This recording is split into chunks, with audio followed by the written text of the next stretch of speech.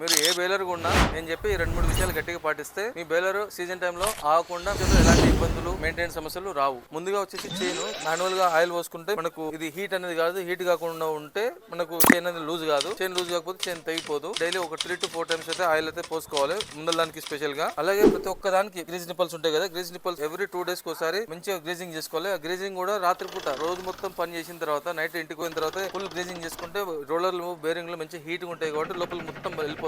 తద్వారా ఏంటంటే bearing lubrication అనేది మంచిగా జరుగుతుంది. ఈ లూబ్రికేషన్ సిస్టమ్ జరగడం వల్ల మనకు బేలర్ అనేది స్మూత్ గా జరుగుతుంది. ఎలాంటి దాంట్లో లోడ్ పడదు. బేరింగ్లు స్మూత్ గా తిరుగుతాయి, రోలర్లు స్మూత్ గా తిరుగుతాయి, గడి అనేది ఫాస్ట్ తీసుకుంటది. ఇంకో విషయం ఏంటంటే దారం విషయంలో రైతులు సతమతమవుతున్నారు. ఏ దారం వాడాలనేది, తెల్ల దారం వాడాలా లేకపోతే సుత్తిల దారం వాడాలనేది. తెల్ల దారం వాడినా సుత్తిల దారం వాడినా ఎండ్ ఆఫ్ ది డే పశువులు అనేది ఎట్టి పరిస్థితులు తినొద్దండి. కొనే దారం సంచి మీద ఈటబుల్ అని బ్యాగ్ మీద రాసి ఉంటేనే అది తిన్నా గానీ పశువులకు ఎలాంటి ప్రమాదం జరగదు. ఈటబుల్ లేదంటే ఆ తెల్లదారమైన పశువులకు ప్రమాదాలు జరుగుతాయి, సుత్తిలైనా ప్రమాదాలు జరుగుతాయి. ఇక్కడ పొరుగు రాష్ట్రం తమిళనాడు, కర్ణాటక తెల్లదారమే వాడుతుంది. తెల్లదారం వల్ల ఉపయోగాలు ఏమైనా ఉంటాయంటే గడ్డి కట్ట అనేది టైట్ కడుతుంది, తొందరగా లూజ్ కాదు. సంవత్సరం కానీ 2 సంవత్సరాలు కానీ అది చీకిపోదు, లూజ్ కాదు. గడ్డి కట్టని మెత్తగా వేసినప్పుడు రైతు సింపుల్ గా అది తెల్లదారం ఉన్నా సరే సుత్తిల దారం ఉన్నా సరే కంప్లీట్ గా మొత్తం కోసేసి అది తీసుకెళ్లి పశువులకు దూరంగా ఉన్న ప్లేస్ లో సురక్షితమైన ప్లేస్ లో వేసేసేయాలి. ఇది సుత్తిల దారమే, ఒకవేళ పశువులు తిన్నా ఏం కాదని అజాగ్రత్తగా ఉండకండి, జాగ్రత్తగా ఉండండి.